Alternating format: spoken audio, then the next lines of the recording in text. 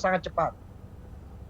Dan yang keempat, sarana-sarana untuk pengembangan ilmu pengetahuan serta pemikiran yang disediakan pada masa klasik seperti perpustakaan dan karya-karya ilmiah, baik yang diterjemahkan dalam bahasa Yunani, Persia, India, dan Syria, maupun dari bahasa lainnya, banyak yang hancur dan hilang akibat serangan bangsa Mongol ke beberapa pusat peradaban dan budaya Islam pada waktu itu. Kekuasaan Islam pada masa 3 kerajaan Islam besar dipegang bangsa Turki dan Mongol, yang lebih dikenal sebagai bangsa yang suka perang ketimbang bangsa yang suka ilmu. Dan yang kelima, pusat-pusat Islam pada masa ini tidak berada di wilayah Arab dan tidak pula oleh bangsa Arab. Di Safawi berkembang bahasa Persia, di Turki bahasa Turki, dan di India bahasa Urdu. Akibatnya bahasa Arab yang sudah merupakan bahasa persatuan dan bahasa ilmiah pada masa sebelumnya tidak dapat berkembang lagi dan bahkan menurun. Nah, terakhir kita bisa ambil kesimpulan bahwa sejarah berdirinya dan berkembangnya dinasti Safawi, yaitu dinasti Safawi baru berdiri ketika kerajaan Utsmani sudah mencapai puncak kemajuannya. Dan kerajaan ini pun berkembang dengan cepat. Dalam perkembangannya, dinasti Safawi sentrok dengan kerajaan Utsmani. Berbeda dari dua kerajaan Islam lainnya, yaitu kerajaan Utsmani dan kerajaan Mughal. Dinasti Safawi menyatakan Syiah sebagai mazhab negara. Karena itu kerajaan ini dianggap sebagai peletak pertama dasar terbentuk negara Iran dewasa. Dan penyebab kemunduran dinasti Safawi dalam garis besarnya yaitu sepeninggal Abbas I, dinasti Safawi berturut-turut diperintah oleh 6 raja, yaitu Safi Mila, Abbas II, Sulaiman, Hussein, Tahmas II, dan Abbas III. Dari tahun 1628 sampai dengan tahun 1736 Masehi. Namun, dalam masa-masa raja-raja tersebut, kondisi dinasti Safawi tidak menunjukkan grafik naik dan berkembang, tetapi justru malah memperlihatkan kemunduran yang akhirnya membawa kepada kehancuran daripada dinasti tersebut. Perbedaan kemajuan masa ini dengan klasik yaitu sebagaimana yang diuraikan terdahulu, pada masa kejayaan 3 kerajaan besar ini, umat Islam kembali mengalami kemajuan. Akan tetapi kemajuan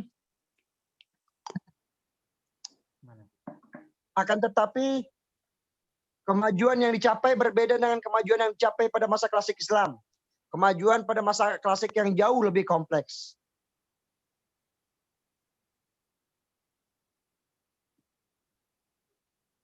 Khalas, possible, next. Ya, mungkin hanya itu pemaparan yang dapat kami sampaikan dari Bapak Sardi dan saya sendiri itu Muhammad Latif. Kurang lebihnya mungkin bila ada kurangnya mohon ditambahkan, apabila ada kesalahan mohon dikoreksi. Dan mungkin saya serahkan kembali kepada dosen terlebih dahulu yaitu Prof. Hamdan. Maaf Pak Latif, ini kami. Kita ada beberapa presentasi, jadi ditunda dulu untuk pertanyaan dari kelompok Bapak, nanti berpindah ke kelompok lain untuk presentasi. Baik, Bu Haji, siap. Kami persilakan juga untuk kelompok yang berikutnya untuk maju. Ya.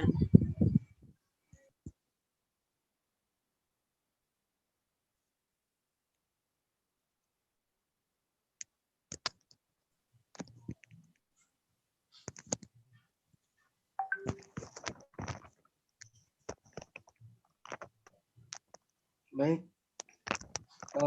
Bismillahirrahmanirrahim. Assalamualaikum warahmatullahi wabarakatuh. Waalaikumsalam warahmatullahi wabarakatuh. Pak Ayat, intinya sudah PPT-nya sudah dikirim di grup belum? Sudah, Bu Haji, di grup sudah. S2. Oh iya, oke. Ya. Baik, alhamdulillah bersyukur kepada Allah Subhanahu wa taala hari ini kita bisa ketemu lagi untuk belajar bersama. Harapannya mudah-mudahan Allah selalu memberikan kemudahan, kelancaran, kesuksesan, keberhasilan, dan keberkahan buat kita semuanya. Amin ya rabbal alamin. Baik, ini kelompok sejarah peradaban Islam oleh dosen pembimbing yaitu Dr. Haji Hamdan Rashid, MA, tentang perkembangan peradaban Islam pada masa dinasti Mughal di India Saya tidak sendiri. Di sini saya bersama teman saya yaitu Hasfina Dini Utami yang kebetulan satu alma mater di S1-nya. Baik, saya langsung menjelaskan tentang proses pembentukan dinasti Mughal di India. Kerajaan Mughal merupakan kelanjutan dari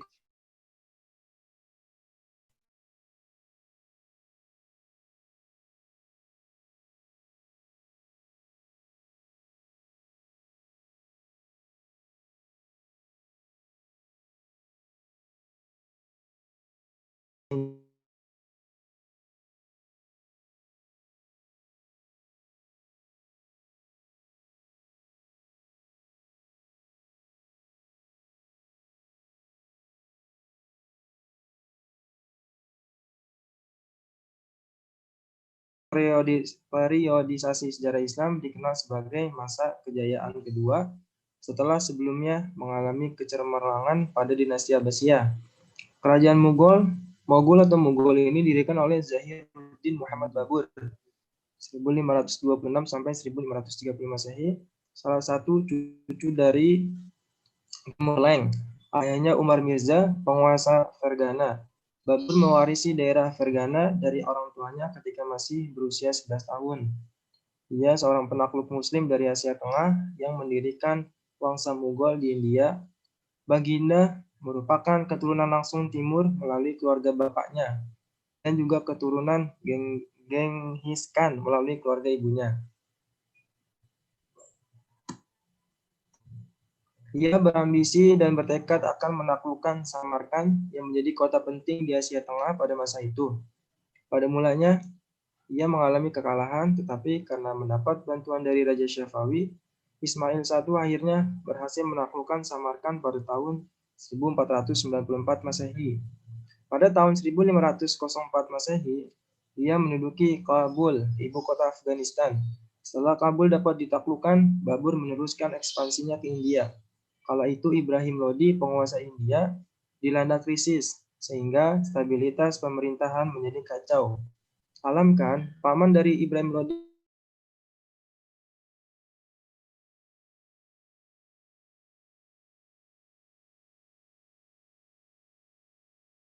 permohonan itu langsung diterimanya. Selanjutnya, pada tahun 1525 Masehi, Babur berhasil menguasai Punjab dengan ibu kota Lahore. Setelah itu, ia memimpin tentaranya menuju Delhi. Pada 21 April 1526 Masehi, terjadilah pertempuran yang dahsyat di Panipat. Ibrahim Lodi beserta ribuan tentaranya terbunuh dalam pertempuran itu. Babur memasuki kota Delhi sebagai pemenang dan menegakkan pemerintahannya di sana. Dengan demikian, berdirilah kerajaan Mughal di India. Berikutnya, mana Pak ini? Dari pendapat di atas, sesuatu yang dapat disepakati bahwa kerajaan Mughal merupakan warisan kebesaran Timur Leng dan bukan warisan keturunan India yang asli. Meskipun demikian, dinasti Mughal telah memberi warna tersendiri bagi peradaban orang-orang India yang sebelumnya identik dengan agama Hindu. Oke, untuk berikutnya adalah strategi dan kebijakan pemerintahan Mughal di India. Mungkin bisa dijelaskan oleh Hasfina Dini Utami. Silakan, Bu. Ya, Hasfina. Ya, selanjutnya ada strategi dan kebijakan pemerintah Mughal di India, yaitu 1. Zahiruddin Muhammad Babur pada tahun 1526 sampai 1530. Raja pertama sekaligus pendiri kerajaan Mughal. Masa kepemimpinannya digunakan untuk membangun fondasi pemerintahan. Awal kepemimpinannya, Babur masih menghadapi ancaman pihak-pihak musuh, utamanya dari kalangan Hindu yang tidak menyukai berdirinya kerajaan Mughal. Orang-orang Hindu segera menyusun kekuatan gabungan, namun Babur berhasil mengalahkan mereka dalam suatu pertempuran. Sementara itu, dinasti Lodi berusaha bangkit kembali menentang pemerintahan Babur dengan memimpin Muhammad Lodi. Pada pertempuran di dekat Gogra, Babur dapat menumpas kekuatan Lodi pada tahun 1529. Setahun kemudian, ya ini pada tahun 1530, Babur meninggal dunia. Lalu yang kedua, ada Humayun pada tahun 1530 sampai 1556. Sepeninggal Babur, tahta kerajaan Mughal diteruskan oleh anaknya yang bernama Humayun. Humayun memerintah selama lebih dari 1/4 abad. Pemerintahan Humayun dapat dikatakan sebagai masa konsolidasi kekuatan periode 1. Sekalipun Babur berhasil mengamankan Mughal dari serangan musuh, Humayun masih saja menghadapi banyak tantangan. Lalu ia berhasil mengalahkan pemberontakan Bahadur Shah, penguasa Gujarat yang bermaksud untuk melepaskan diri dari Delhi. Lalu pada tahun 1450, Humayun mengalami kekalahan dalam peperangan yang dilancarkan oleh Sher Khan dari Afghanistan. Ia melarikan diri ke Persia. Di pengasingannya, ia kembali menyusun kekuatan. Pada saat itu, Persia dipimpin oleh penguasa Syafawiyah yang bernama Tahmasp. Setelah 15 tahun menyusun kekuatannya dalam pengasingan di Persia, Humayun berhasil menegakkan kembali kekuasaan Mughal di Delhi pada tahun 1555 Masehi. Ia mengalahkan kekuatan Khan Shah. Tahun kemudian, yakni pada tahun 1556, Humayun meninggal. Khalifah berikutnya, pertama Akbar pada tahun 1556 sampai 1605. Yang kedua ada Jahangir pada 1627. Yang ketiga Shah Jihan pada tahun 1628 sampai 1658. Yang keempat Aurangzeb pada tahun 1658 sampai 1707. Lalu berikutnya ada Bahadur Shah pada tahun 1707 sampai 1712. Lalu ada Jehendar pada tahun 1712 sampai 1713. Dan yang terakhir ada Bahadur Shah pada tahun 1837 sampai 1858. Berikutnya ada prestasi dan kemajuan peradaban Islam pada masa dinasti Mughal. Yang pertama di bidang politik dan administrasi pemerintahan. Lalu yang kedua pada bidang ekonomi, yang ketiga bidang agama, yang keempat bidang seni dan budaya. Selanjutnya runtuhnya dinasti Mughal di India dan faktor-faktornya. Setelah 1,5 abad dinasti Mughal berada di puncak kejayaannya, para pelanjut Aurangzeb tidak sanggup mempertahankan kebesaran yang telah dibina oleh sultan-sultan sebelumnya. Pada abad ke-18 Masehi, kerajaan ini memasuki masa-masa kemunduran. Kekuasaan politiknya mulai merosot, sukses dipimpin di tingkat pusat menjadi ajang perebutan.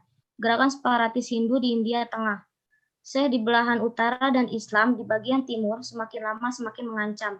Sementara itu, para pedagang Inggris untuk pertama kalinya diizinkan oleh Jahangir menanamkan modal di India. Dengan dukungan oleh kekuatan bersenjata semakin kuat menguasai wilayah pantai. Sehingga yang diwarisi hanyalah kemewahan dan kebesaran dalam istana yang disertai dengan dayang-dayang yang hanya akan melemahkan sendi-sendi kepemimpinan pada kerajaan Mughal tersebut. Lalu faktor-faktornya yang pertama, terjadi stagnasi dalam pembinaan kekuatan militer sehingga operasi militer Inggris di wilayah-wilayah pantai tidak dapat segera dipantau oleh kekuatan maritim Mughal. Begitu juga kekuatan pasukan darat, bahkan mereka kurang terampil dalam mengoperasikan persenjataan buatan Mughal itu sendiri. Lalu berikutnya pendekatan Aurangzeb yang terlampau kasar dalam melaksanakan ide-ide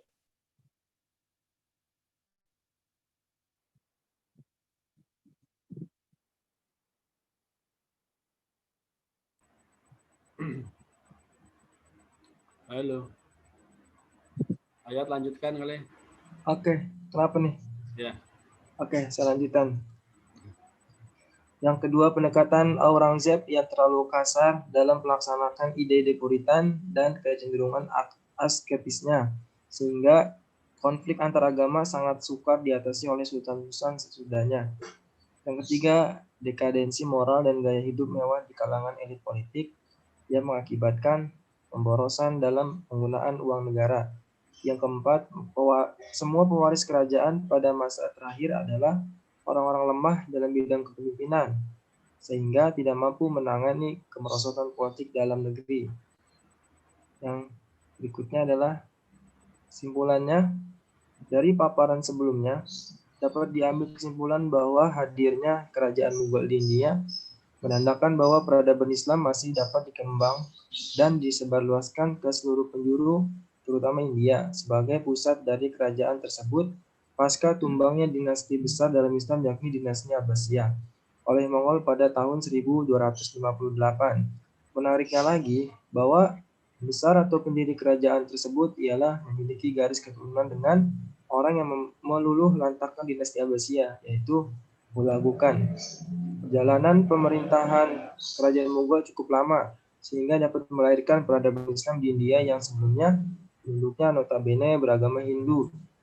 Peradaban Islam yang disumbangkan oleh Mughal diantaranya di bidang ekonomi, politik, militer, agama, dan ilmu pengetahuan. Lalu puncak kejayaan kerajaan ini ialah ketika dipegang oleh Akbar dan tiga pemimpin setelahnya. Namun setelah itu kerajaan Mughal mulai melemah dan pada akhirnya berbuntut pada keruntuhan. Faktor mundur dan runtuhnya kerajaan ini ialah disebabkan oleh faktor internal dan eksternal. Perjalanan kerajaan Mughal dan pemerintahan Islam sebelumnya bisa dijadikan cermin dan pelajaran supaya kejadian tersebut dapat kita ambil hikmahnya dan untuk memperkaya pengetahuan tentang Islam. Barakallah. Terima kasih atas perhatiannya. Mungkin cukup. Assalamualaikum warahmatullahi wabarakatuh. Mungkin kita kembalikan dulu ke Prof. Atau nanti ada masukan, ada tambahan. Bisa dua ya? Sama belajar. Ya? Cuma 2. Kelompok 3 lanjut. 3. Ada 3. Iya. Udah ngirim belum? Belum, langsung aja. Oh, langsung, silakan. Iya. Oke, sip. Ya, bismillah. Langsung aja. Bismillahirrahmanirrahim. Assalamualaikum warahmatullahi wabarakatuh. Waalaikumsalam warahmatullahi wabarakatuh. Alhamdulillah, bismillahilladzi la yadurru ma'asmi syai'un fil ardi wala fis sama wa huwas samiul alim. Bismillahilladzi la yadurru ma'asmi syai'un wala huwas samiul alim. Yang kami hormati Profesor Hamdan dan teman-teman, untuk singkatnya kami dari kelompok selanjutnya ingin menjelaskan sejarah peradaban Islam di era Nusantara. Maka pada kesempatan kali ini kami, Pak Sehuni, Bu Marini, dan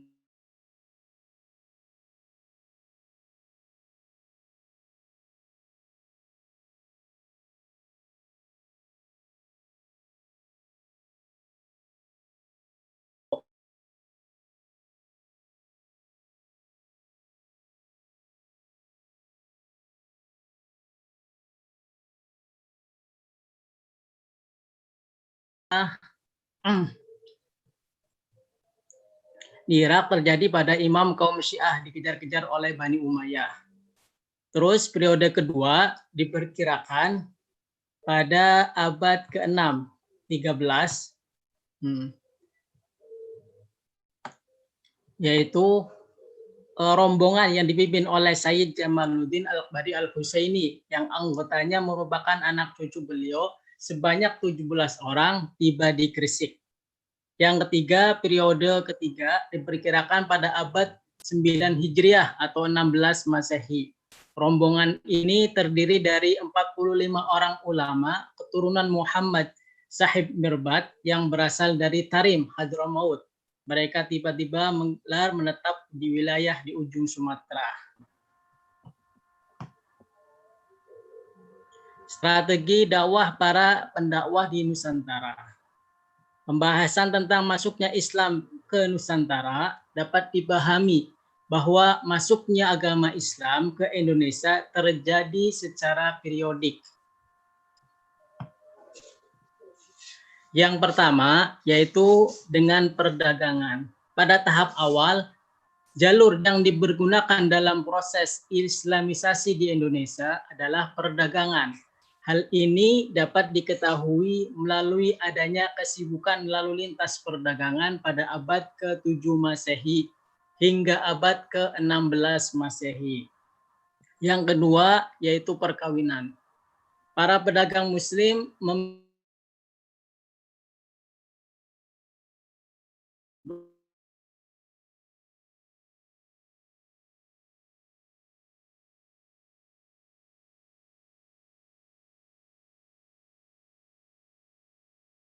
saja ada ketentuan hukum Islam bahwa para wanita yang akan dinikahi harus diislamkan terlebih dahulu. Yang ketiga yaitu pendidikan. Proses Islamisasi di Indonesia juga dilakukan melalui pendidikan. Para ulama banyak mendirikan lembaga pendidikan Islam berupa pesantren yang tersebar di seluruh Indonesia. Yang keempat yaitu tasawuf. Salah satu sifat khas dari ajaran ini adalah akomodasi terhadap budaya lokal, sehingga menyebabkan banyak masyarakat Indonesia yang tertarik menerima ajaran tersebut. Yang kelima yaitu kesenian. Saluran Islamisasi melalui kesenian yang paling terkenal adalah pertunjukan wayang. Seperti Sunan Kalijaga, tokoh yang paling mahir mementaskan wayang. Dia tidak pernah meminta upah materi dalam setiap pertunjukan. Sunan Kalijaga hanya meminta kepada penonton untuk mengikutinya, mengucapkan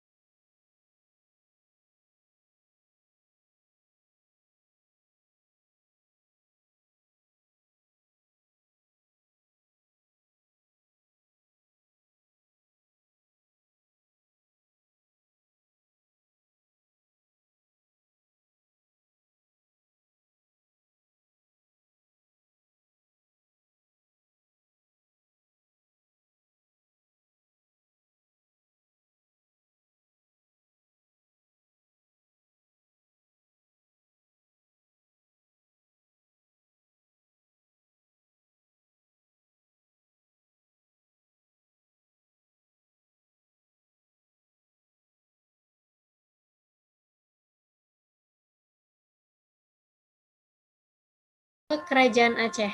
Pada abad ke-16, Aceh mulai memegang peranan penting di bagian utara Pulau Sumatera. Pengaruh Aceh ini meluas dari Barus di sebelah utara hingga sebelah selatan di daerah Indrapura. Indrapura sebelum di bawah pengaruh Aceh yang tadinya merupakan daerah Minangkabau. Yang ketiga, Kerajaan Demak. Di Jawa, Islam disebarkan oleh para wali songo atau wali sembilan. Mereka tidak hanya berkuasa dalam lapangan keagamaan, tetapi juga dalam hal pemerintahan dan politik. Bahkan seringkali seorang raja seolah-olah baru saja kalau ia sudah diakui dan diberkahi wali songo, para wali menjadikan Demak sebagai pusat penyebaran Islam dan sekaligus menjadikannya sebagai kerajaan Islam yang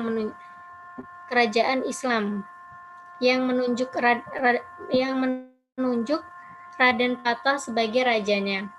Kerajaan ini berlangsung kira-kira abad 15 dan abad 16 Masehi. Yang keempat, Kerajaan Banten. Banten merupakan kerajaan Islam yang mulai berkembang pada abad ke-16. Setelah pedagang-pedagang India, Arab, Persia mulai menghindari Malaka yang sejak tahun 1511 telah dikuasai Portugis, Banten merupakan pelabuhan yang penting dalam sektor ekonomi karena mempunyai letak yang strategis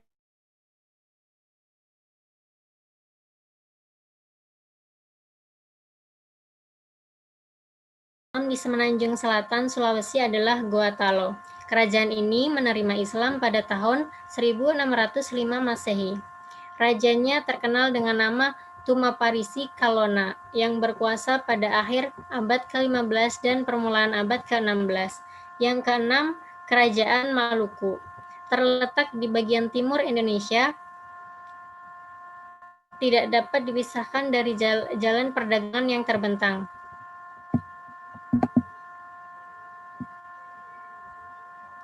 Selanjutnya, peranan dan kontribusi agama Islam pada sejarah Indonesia. Dengan pengaruh ajaran agama Islam, Indonesia menjadi lebih maju dalam bidang perdagangan, terutama dalam perdagangan internasional dan hubungannya dengan kawasan Timur Tengah, khususnya pedagang-pedagang dari Arab, Persia, dan India. Berkat sentuhan perdagangan dengan negara-negara inilah, pedagang-pedagang Arab, Persia, dan India memperkenalkan agama Islam secara bertahap dan dengan toleransi yang tinggi, bahwa agama Islam sangat menghargai manusia dan tidak membedakan derajat di antara manusia. Selanjutnya, Bapak Asep dipersilahkan.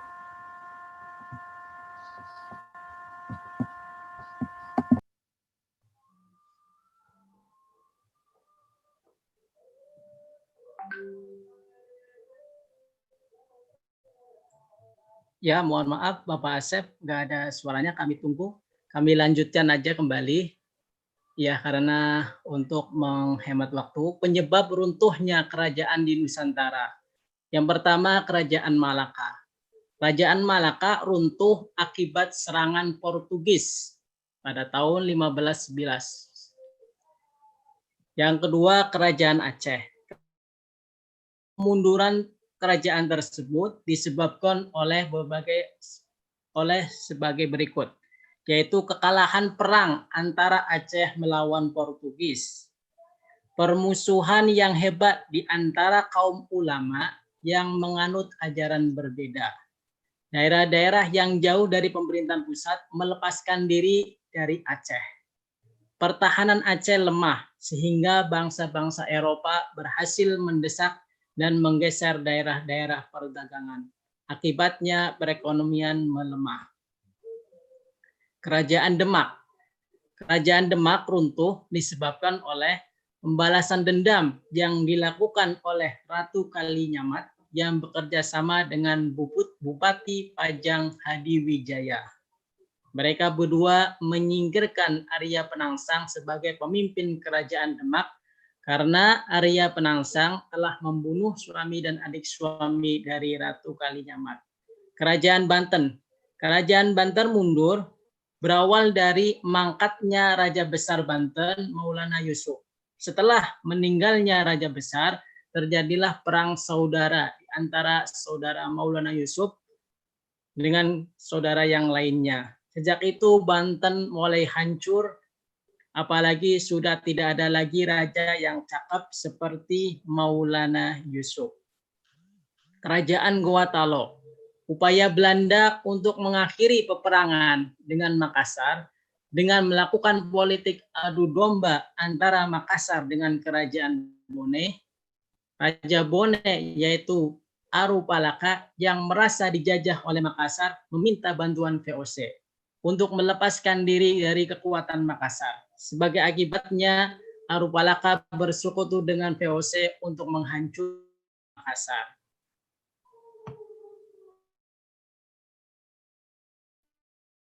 Kerajaan Tidore disebabkan oleh adu domba dengan Kerajaan Ternate yang dilakukan oleh bangsa asing, Spanyol dan Portugis, yang bertujuan untuk memonopoli daerah penghasilan rempah-rempah tersebut. Setelah Sultan Tidore dan Sultan Ternate sadar bahwa mereka diadu domba oleh Portugis dan Spanyol, mereka kemudian bersatu dan berhasil mengusir Portugis dan Spanyol keluar Kepulauan Maluku. Namun kemenangan tersebut tidak bertahan lama sebab VOC yang dibentuk oleh Belanda menguasai perdagangan rempah-rempah di Maluku dan berhasil menaklukkan Ternate dengan strategi dan tata kerja yang teratur. Inilah pemaparan makalah selanjutnya. Setelah itu kami serahkan kepada pemakalah sebelumnya kepada teman-teman untuk mendiskusikan. Mohon maaf apabila ada kekurangan. Billahi taufiq wal hidayah. Wassalamualaikum warahmatullahi wabarakatuh.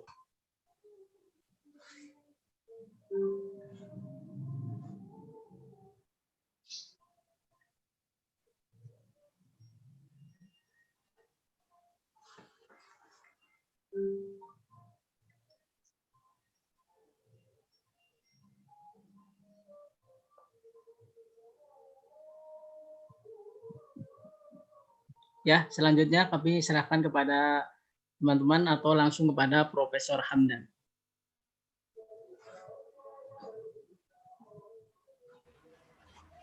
Kelompok 1 dulu barangkali ada yang mau nanya. Pemakalah kelompok 1.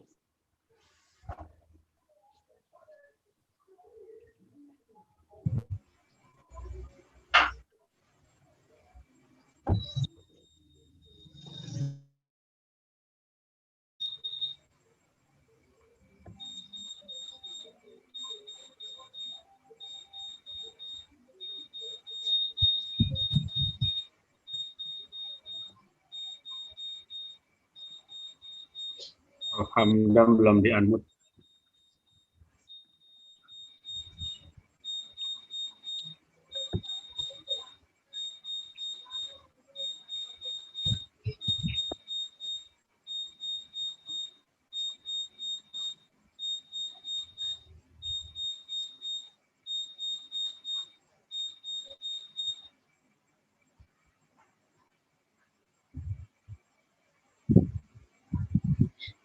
Pak Said ngapain? Pak Saiful ngapain itu? Agak lihat. Ya. Oke. Ya, Bapak Ibu bertanya. Bobnya belum datang, Bu? Udah masuk.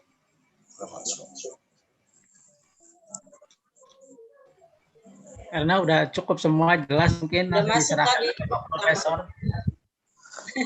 Ya mau Iya, nanya. diserahin aja langsung ke Mau bertanya aja, Bu aja. Enggak, kayaknya Kerajaan-kerajaan Islam di Nusantara itu ya, kenapa ya? Banyak sekali, mudah sekali ada perpecahan gitu ya. Padahal kalau kita lihat kerajaan-kerajaan Islam itu kan mereka dari sisi keturunan dia sangat dekat sekali gitu ya. Mereka bahkan satu keluarga, satu keturunan. Mengapa kerajaan-kerajaan yang ada di Nusantara ini mudah sekali terpecah belah kan gitu. Padahal kalau kita lihat sekarang ini Indonesia masih NKRI gitu ya, hampir beratus-ratus tahun gitu. Tapi ketika di kerajaan kenapa mudah terpecah ya? Itu aja sih. Terima kasih.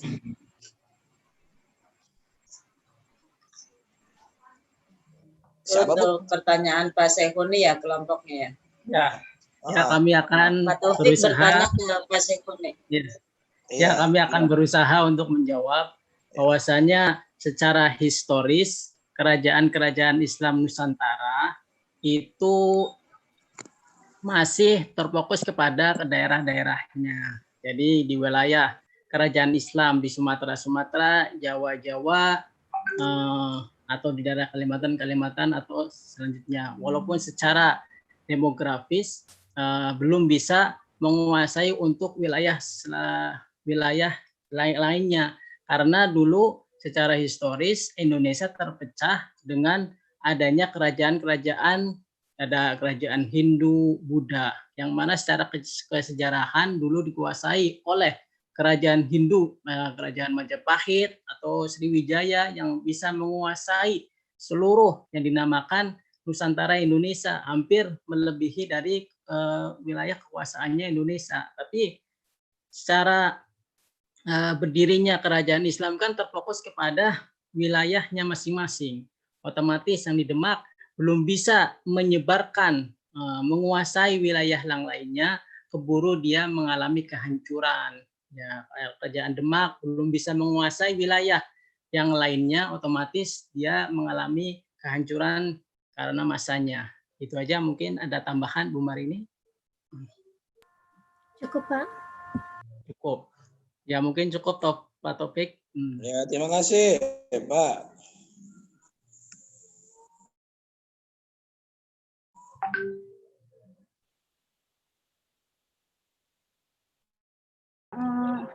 Mungkin saya bisa menambahkan nih, Ibu Ida atau Saiful ya.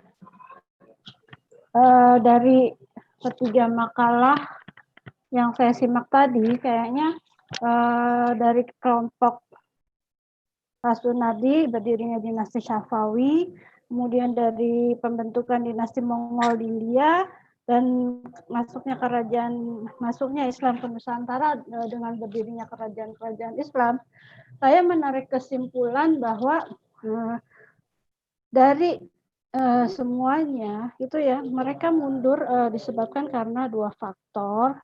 Yang pertama adalah faktor intern ya, yang rata-rata itu hancurnya karena perebutan kekuasaan antar saudara. Ya, itu semuanya saya simak tadi kayak seperti itu. Jadi faktor internya masing-masing ingin merebut kekuasaan. Dan itu mungkin karena enak ya punya kekuasaan, hidup mewah, Siapa yang tidak ingin hidup begitu. Jadi itu kayaknya sudah sunnatullah ya, kepingin hidup bahagia tapi mungkin dengan cara merebut kekuasaan. Itu yang satu ya dari faktor intern. Kemudian dari faktor ekstern itu rata-rata dari musuh di luar Islam sendiri. Ya tadi di India itu dipengaruhi oleh Hindu ya. Dan itu juga sudah memang ditulis ya dalam Al-Quran bahwa musuh di luar Islam itu akan selalu saling agama itu saling apa ya, saling bersaing barangkali ya, mungkin ingin semua agama itu yang benar hanya mereka gitu, jadi ingin merebut kekuasaan. Ya di India itu dikalahkan oleh Hindu, kemudian di Indonesia kerajaan-kerajaan Islam itu tadi saya simak juga adalah banyaknya pengaruh Portugis ya, dalam hal ini mungkin Portugis juga ingin membawa misionarisme juga ya. Nah mungkin ini pelajaran buat kita semua begitu ya. Barangkali yuk kita jaga NKRI ini ya. Jangan sampai Islam itu mungkin ya nanti akan punah di Indonesia ya, karena selain dari orang Islam itu sendiri yang tadi mungkin ya pemahaman Islamnya kurang baik atau tidak menyeluruh ya, ditambah lagi musuh-musuh di luar Islam. Barangkali itu mungkin kesimpulan dari saya, tambahan dari untuk semuanya. Terima kasih, kalau kurang saya mohon maaf. Assalamualaikum warahmatullahi wabarakatuh.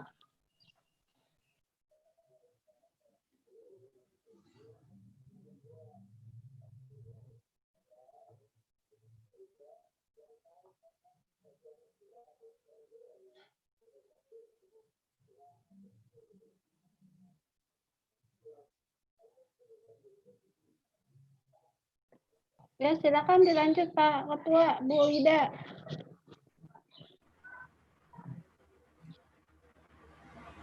Pak Taufik udah puas jawaban tambahan dari Bu Elvira?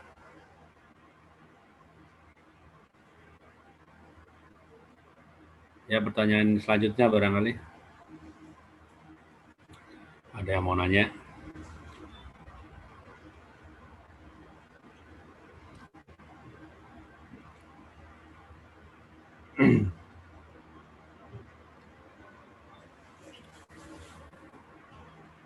Halo? Ya. Halo? Pada Ya, sepi banget ya. Halo? Cukup jelas. Pak Ketua, kami serahkan kepada Pak Profesor Hamdan. Terima kasih Pak Tapi udah puas belum? Puas Pak. Di belakang. Ini orangnya pada kemana sih? Saya mengucapkan selamat ulang tahun untuk NU. Orang ada Prof Hamdan juga. Masya Allah. Enggak itu ada. Prof Hamdan ada udah. Iya. Ya nggak apa-apa Bu. Agak takutnya Pak Latif agak tahu Prof Hamdan udah masuk, dia nyeletuk aja. Siapa Bu? Saya mau nanya begini nih, Oh saya Bu? Saya mau nanya. Bukan loh, saya kagak salah disalah ini Bu. Maksudnya yang nyeletuk ya? begitu, orang lagi diskusi. Cuma namanya doang Bu. Intermezzo Bu. Kepada Prof Hamdan. Halo, saya mau nanya nih. Kali Mas Saiful mau nanya? ya. Silakan. Jam berapa ini? Jarang ketua nanya nih. 14.34. Ya nanya itu aja sih. Nanya begini. Itu Pak Profesornya tuh. Menanya begini. Bisa langsung. Kawan-kawan barangkali bisa jawab atau ditambahkan oleh Prof. Selama ini kurikulum di kita di Indonesia yang banyak jam agamanya kan di madrasah ya, entah itu diniyah, ibtidaiyah, sanawiyah atau aliyah.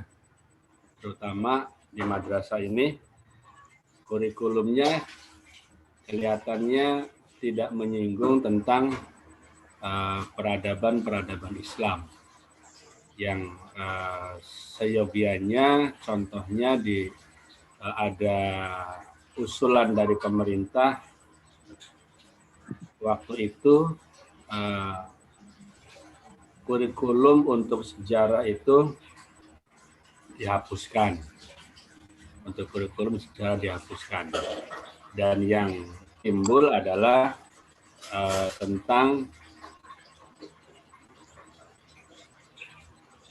pergaulan agama, yaitu yang sudah dicetuskan oleh Gus Dur waktu itu adalah toleransi beragama. Dan ini sangat berbahaya sekali menurut saya, karena mereka ke depan, anak dan cucu kita beranggapan bahwa semua ajaran agama itu sama. Ya. Itu sangat berbahaya sekali. Nah, kita sebagai para pendidik barangkali kira-kira ada motivasi apa atau rencana apa hal-hal yang seperti itu bisa ditanggulangi agar kurikulum tetap berjalan sesuai yang sudah diarahkan oleh para ulama-ulama terdahulu.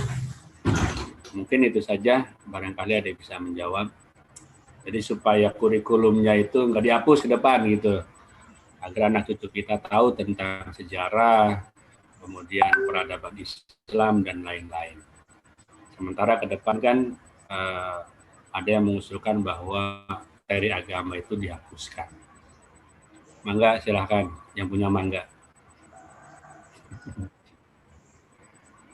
Ya, saya ingin mencoba Pak Saiful untuk memberi komentar. Menurut saya, bahwasanya kurikulum kan hubungannya dengan legislatif, yang mana eksekutif hanya bisa menjalankan. Ketika kurikulum undang-undang sistem pendidikan nasional sudah ditetapkan, maka kita harus menjalankan amanat daripada legislasi tersebut.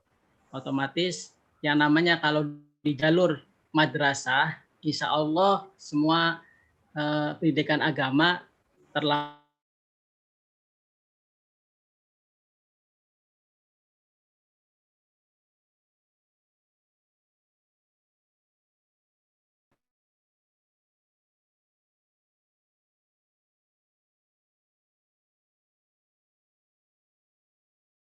Menteri Nadiem itu bahwasanya ada survei karakter, yang mana survei karakter itu dominasi pada pendidikan agama. Oleh karena itu, kalau ada kita merger, sinergi antara Kementerian Agama dengan Kementerian Pendidikan Nasional, Kementerian Nasional, yang mana Kementerian Agama itu ada direktorat yang namanya Direktorat Pendidikan Diniyah dan Pondok Pesantren. Ketika ada sekolah di daerah Banten atau di daerah wilayah ini, itu ada sinergi, yaitu sinergi antara kalau sekolah terpadu dengan Islam terpadu, yang mana di sekolah SMP negeri tersebut, karena sekolah SMP negeri adalah wilayahnya wilayah milik rakyat, maka dia memasukkan sekolah diniyah di situ, dimasukkan ajaran-ajaran agama Islam di situ, diniyah. Ya, kalau di Jakarta belum bisa, karena ketika sinergi tersebut, otomatis nilai-nilai agama dengan karakter yang dikembangkan di sekolah agama itu akan sangat memaksimalkan, karena ajaran-ajaran agama itu masih minim.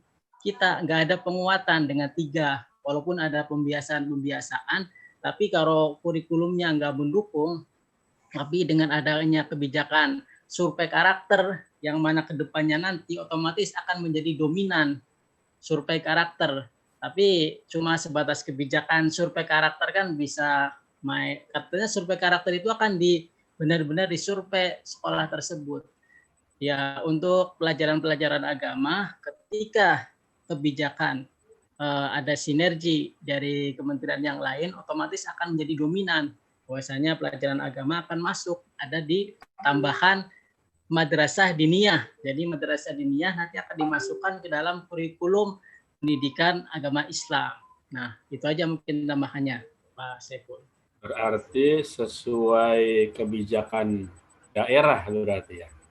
Iya, ada yang menerapkan dengan kebijakan daerah, yaitu karena tidak mau nanti madrasah diniyah akan hancur, akan ini karena sekolah ya otomatis sinergi. Nah, itu sinerginya itu belum ketemu.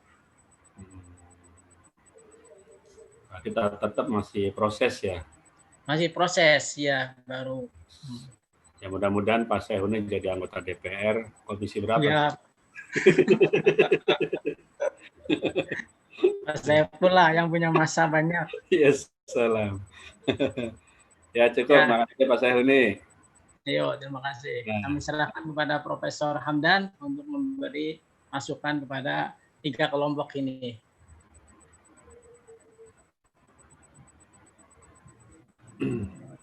Profnya videonya on tapi suaranya nggak ada.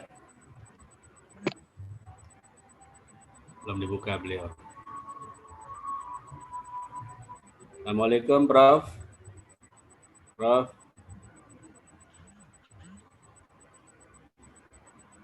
Ya nyambung, barangkali ada yang nanya lagi.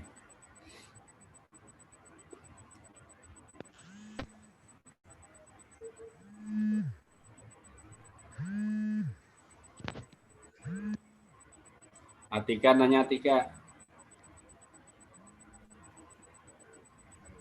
Pemohon nih, kita seruput dulu.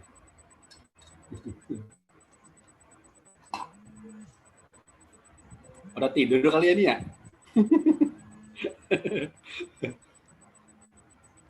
Tuh Bu Haji, atasnya doang kelihatan tuh.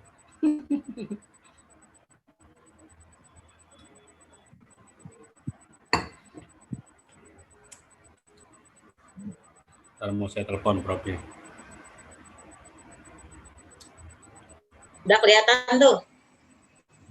Mana? Ada. Ayo, lagi. Lagi dingin. Dingin. Oke, sip. Prof Hamdan udah masuk tadi? Udah. Udah kok. Videonya on. Tapi Suaranya doang di unmute. Kayaknya lagi, walaupun on tapi kayaknya enggak. No. Kayaknya Profnya lagi kurang enak badan. Iya. Ya, jadi apa? Ya. Dari saya ikuti makalah yang dibahas baik tentang masalah Safawiyah, ya, kemudian Mughal di India maupun Nusantara. Saya kira kasusnya itu hampir sama, bahwa sebuah dinasti itu akan mengalami kemajuan kalau dipimpin oleh orang-orang yang kapabel, yang amanah dan punya derajat yang tinggi. Sebaliknya kalau dipimpin oleh orang-orang yang lemah, hobinya hura-hura, tidak memikirkan negara, pasti akan hancur.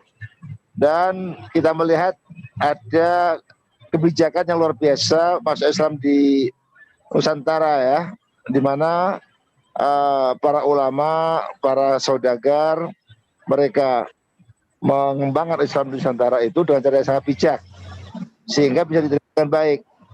Karena apa? Pertama, mereka berdagang. Berdagang itu tidak mungkin konflik dengan masyarakat. Kalau berdagang konflik dengan masyarakat, ya gak laku dagangannya kan. Sehingga mereka simpatik. Yang kedua, mereka adalah para sufi, di mana dalam mengajak Islam itu dengan cara yang lembut, substansinya, bukan pada faktor-faktor yang sifatnya menimbulkan konflik, ya. Yang ketiga, mereka ini karena orang-orang yang kaya secara ekonomi, sehingga mereka mempunyai akses untuk bisa masuk ke kerajaan. Kenapa? Para raja itu senang kalau mempunyai mantu yang kaya.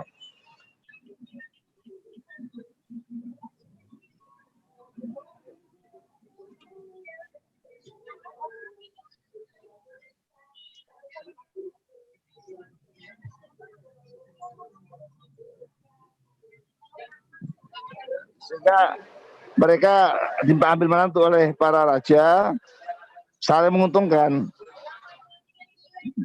Para raja punya mantu yang kaya, saudagar itu juga sekaligus bisa masuk di keluarga kerajaan yang memungkinkan untuk lebih mengembangkan Islam di politik, ya. Sehingga disitulah saling memanfaatkan. Maka akhirnya para saudagar Muslim tadi bisa mengembangkan Islam lewat politik. Dan itulah yang menguntungkan bagi pengembangan Islam di Nusantara. Baru ada konflik itu setelah ada pembaharu-pembaharu yang pendekatan secara hukum halal haram. Ya, sehingga sedikit-sedikit haram, sedikit musyrik, itu yang menyebabkan orang antipati pada Islam. Maka disitulah pentingnya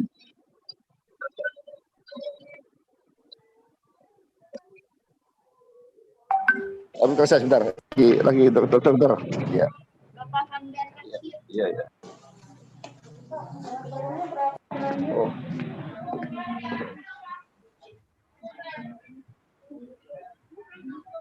Ini ada hajatan lagi tuh.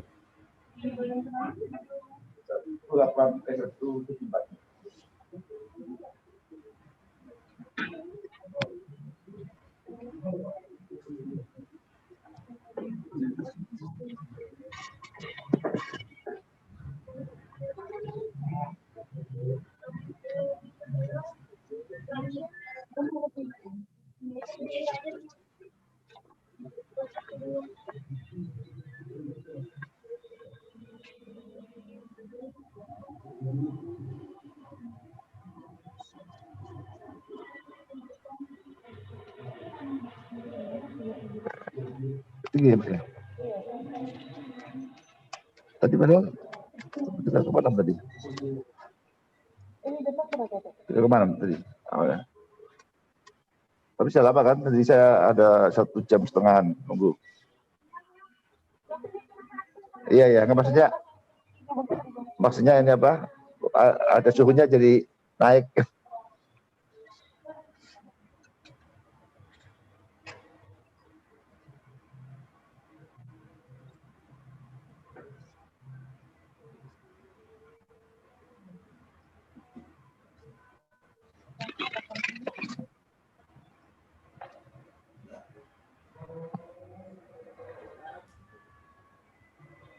Haris manis.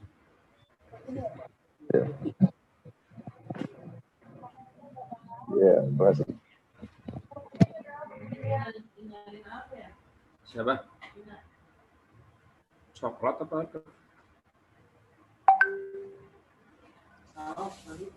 Saus.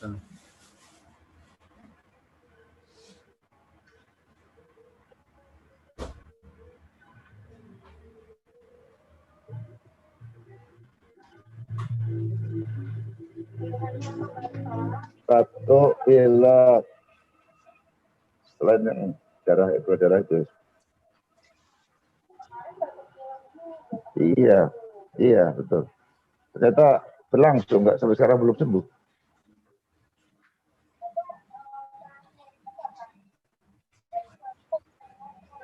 Iya. Berhenti sebentar, muncul lagi. Iya. Belum, sudah lama. Sudah lama. Oh, sudah lama sekali.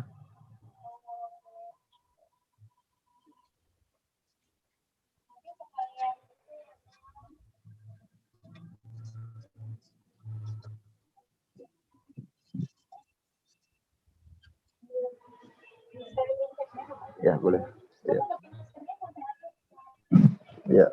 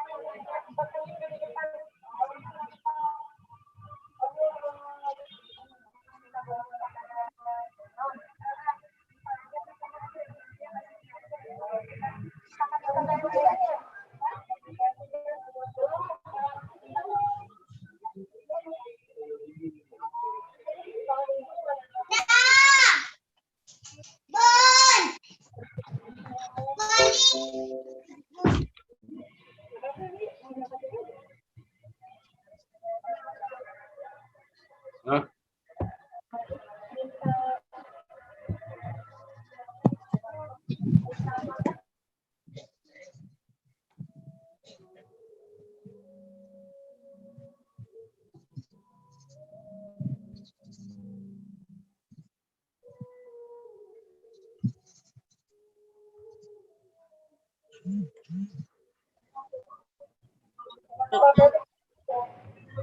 Dokternya sedang sakit. Lagi diperiksa dokter.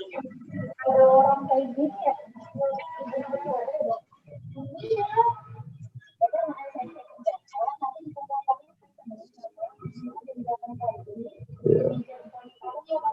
Ya.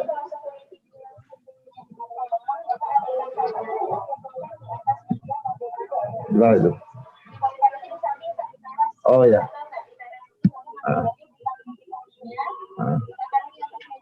Oh. Oke, iya ya.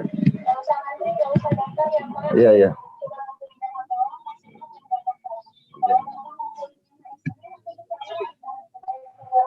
Oh ya, insyaallah ya.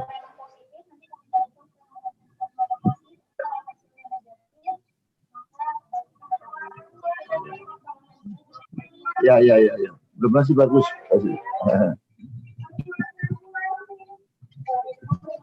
Enggak ada. Iya. Iya, iya, iya.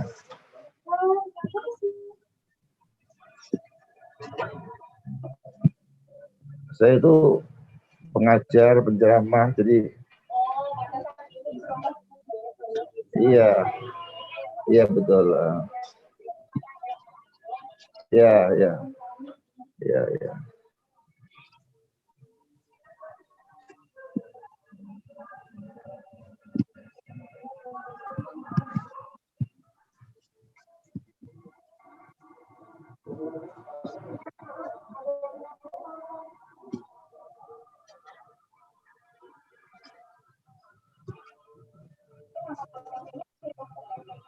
Ya, alhamdulillah.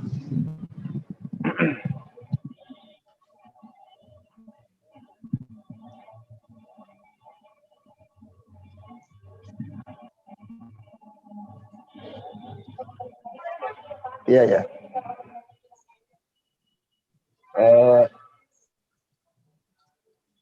Kemarin dikasih sedikit sih. Kemarin dikasih 1 itu. Iya.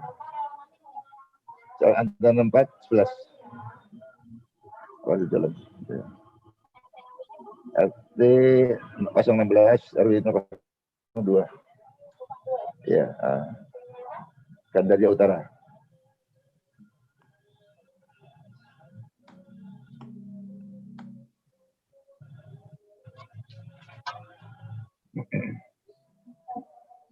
Kosong 816 satu kali 21 20 80. Ya, ya.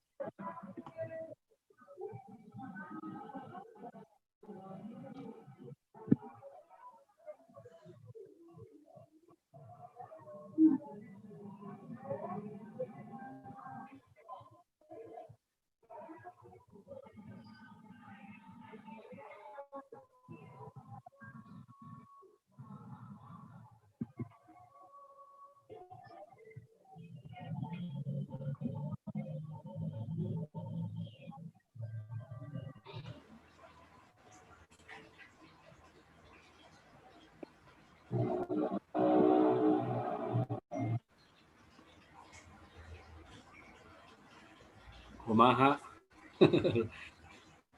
Lagi di rumah sakit kayaknya ya, Prof ya. Kayaknya lagi diperiksa dokter. Iya, kayaknya.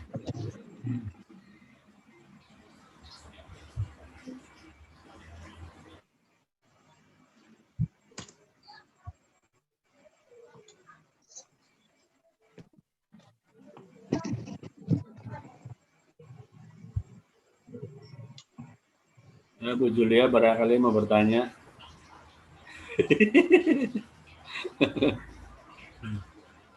Yang jawab Pak Saiful. Ini Pak Taufik mana ya? Saya nih Bu. Pak Taufik yang Pak Taufik yang mana sih? Taufik Pakot. Taufik. Yang saya pernah hubungi ya? Yang Ibu hubungi yang saya dimarah. Terima kasih.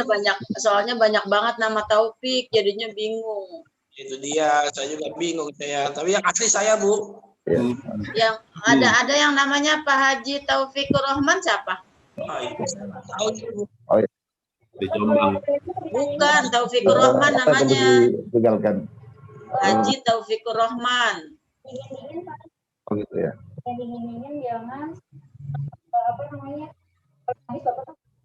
Iya, iya. Jadi jadwal sampai jam berapa Bu Haja? Sampai jam 3. jam 3. 3. Sampai jam 3. lagi. Oh gitu.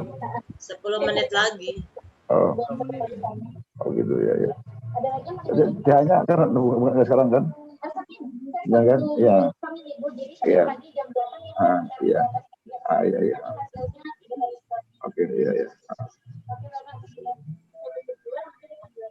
Oke. Iya, iya. Kan saya mau ada acara juga ini. Iya, boleh. Oh iya, iya. Makasih.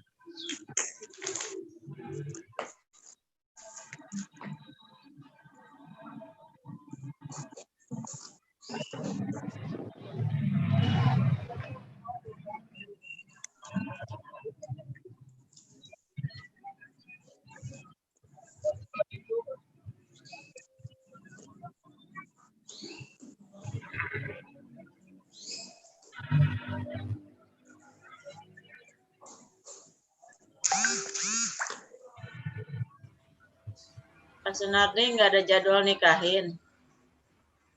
Ya, silakan, ada pertanyaan atau ada masalah yang belum diselesaikan?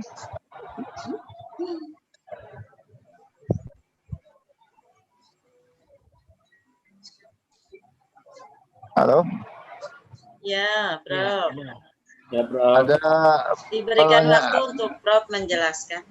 Ya, jadi saya jelaskan bahwa Islam yang datang di Nusantara itu memang ada 2 tahap. Tahap yang pertama itu secara personal, belum membentuk suatu masyarakat, itu terjadi pada masa awal-awal Hijriah. Buktinya apa? Ada makam Binti Maimun yang ada di Gresik. Itu tertulis masih awal-awal Hijriah. Kemudian kalau Islam secara masif, secara masyarakat, ya, community, itu baru abad ke-13-14 Masehi yang dibawa oleh para wali songo. Dan di situ ada perpaduan dari berbagai negara, ya. Ada Sultan Maghribi, Malik Ibrahim itu dari Maroko. Ada Sultan Saladin Rahmat itu adalah dari Campa, Cina, ya. Kemudian juga ada yang asli Indonesia, itu jadi Sunan Kalijogo, ya. Dan itu menggambarkan bahwa Islam di Nusantara ini adalah Islam yang rahmatan alamin. Sejak awal kedatangannya itu mampu untuk diterima oleh para peserta atau para masyarakat yang beragama Hindu-Buddha. Diterima dengan baik karena pendekatannya adalah pendekatan yang sifatnya rahmatan alamin. Kenapa demikian? Pertama, yang datang adalah para ulama, justru pedagang. Pedagang itu tidak mungkin dia berbuat tidak baik pada konsumen. Masyarakat sebagai konsumen itu benar-benar bisa menerima dengan baik karena yang datang adalah pedagang yang sopan, pedagang yang bisa mengambil hati mereka. Yang kedua, mereka ini adalah para sufi. Jadi pendekatannya itu bukan pendekatan hukum halal haram, musyrik dan sebagainya, tapi lebih pada kebersihan hati. Sehingga pendekatannya adalah pendekatan yang memungkinkan orang bisa menerima dengan baik. Yang ketiga dengan cara adaptasi, bahwa orang-orang Indonesia khususnya orang Jawa itu senang dengan selamatan, ya, senang tradisi-tradisi seperti itu, maka nggak langsung diharamkan, tidak, tapi diterima dengan diisi agama Islam. Itu yang mereka lakukan. Kemudian mereka ini karena perjalanannya sukses, secara ekonomi mantap, ya, mereka punya uang yang banyak sehingga menarik bagi para penguasa. Para raja lebih senang punya mantu yang kaya dari kaum pedagang. Halo? Sehingga di situ mereka menjadi menantu raja. Dengan cara begitu itu sangat menguntungkan. Raja merasa terhormat punya mantu para pedagang yang kaya. Para pedagang juga bisa menjadi keluarga raja, sehingga lebih memungkinkan untuk penyebar Islam lewat politik. Itulah keuntungan-keuntungan yang didapatkan dari kedua belah pihak, sehingga akhirnya Islam secara masif bisa diterima di seluruh masyarakat. Maka Indonesia ini cirinya adalah Islam yang rahmatul alamin, Islam yang mengedepankan akhlakul karimah, Islam yang santun, ya. Sehingga kekerasan itu menimbulkan konflik di Indonesia ini. Ini beda dengan model Islam yang ada di Timur Tengah misalnya. Mereka mudah disulut untuk perang, sulut saling membunuh. Tapi di kita ini sebenarnya mainstreamnya adalah Islam yang lembut, Islam yang alamin, karena memang sesuai dengan firman Allah kan. Jadi Rasul itu sukses karena bersikap lemah lembut. Kalau keras kepala pasti akan dijauhi oleh masyarakat. Itu yang menjadikan ciri khas kita. Nah, sekarang ini diadopsi dengan Islam Nusantara itu. Islam Nusantara itu bukan berarti Islam yang beda dengan yang lain. Justru Islam Nusantara adalah Islam yang dibawa Rasulullah dengan cara yang sangat santun, dengan cara yang bijak, ya, bukan dengan cara kekerasan. Ya. Ada masalah yang dipertanyakan?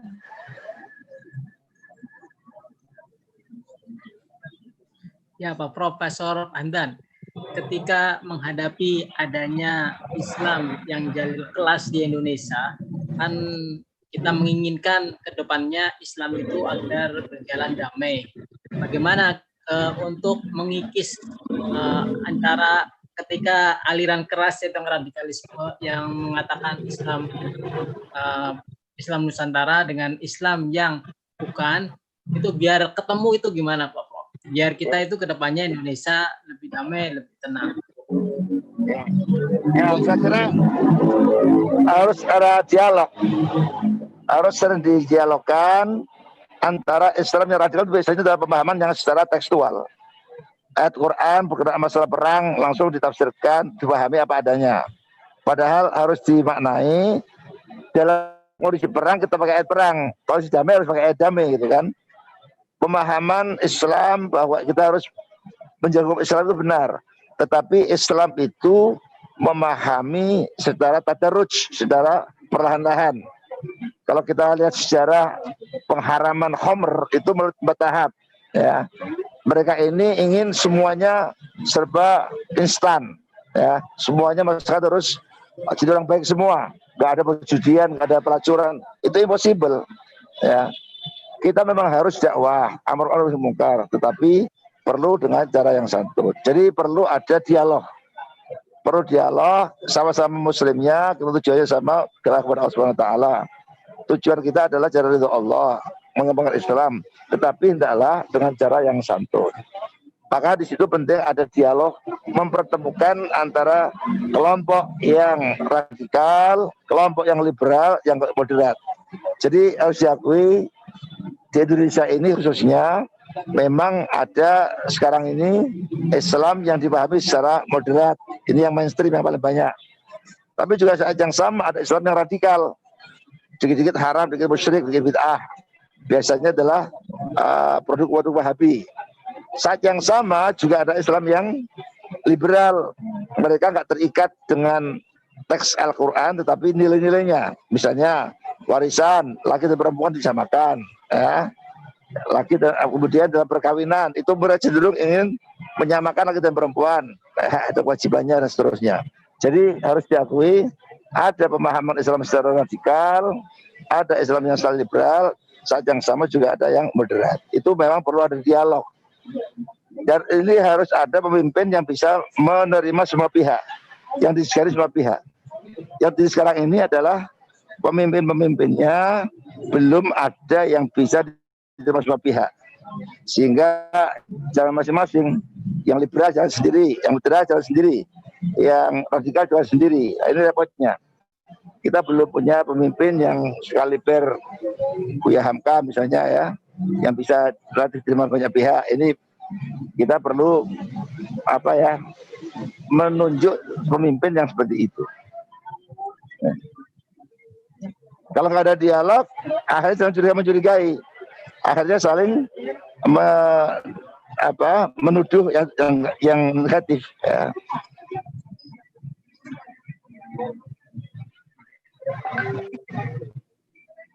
Jadi harus ada dialog, ya, dan juga harus ada pemimpin yang diterima semua pihak.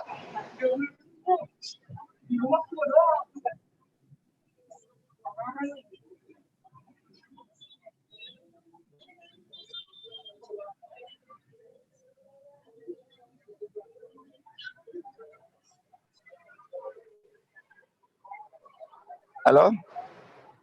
Ya, halo. Bagaimana? Ya, cukup jelas, Pak Prof. Ya, ya. Masih ada?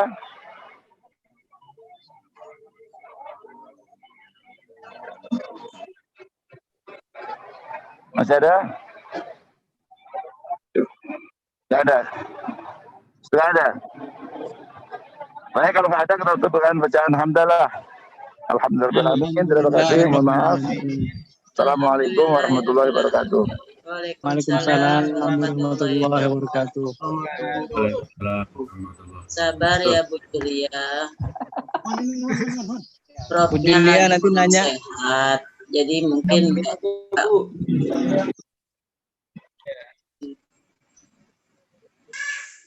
silakan pertanyaannya Bu Julia, enggak apa-apa, nanti dijawab aja. Pak Usman yang menjawab. Ya, Usman Kate dia, Pak Usman Kate yang menjawab. Kasihan.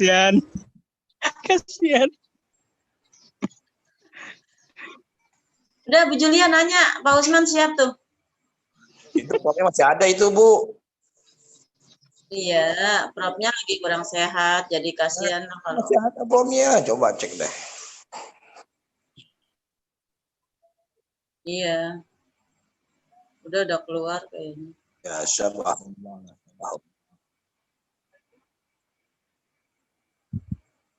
Ini mau bertanya ceritanya. Jadi.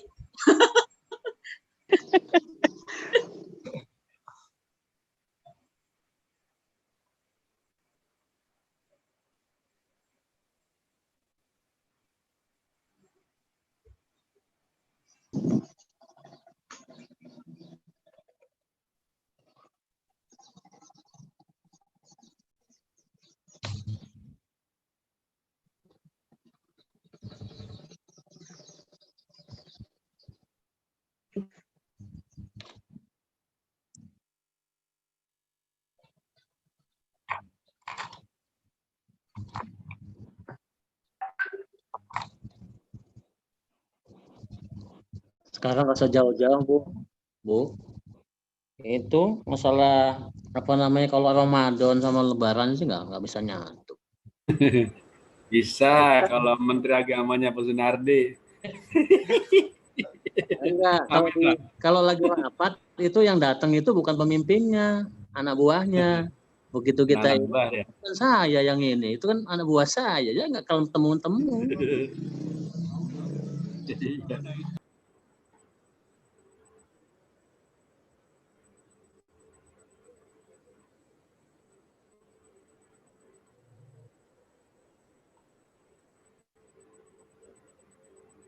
Iya, hari ini lemas.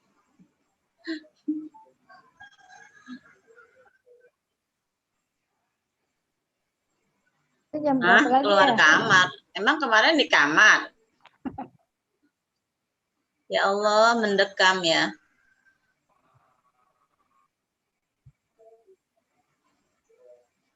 Bu Nurain,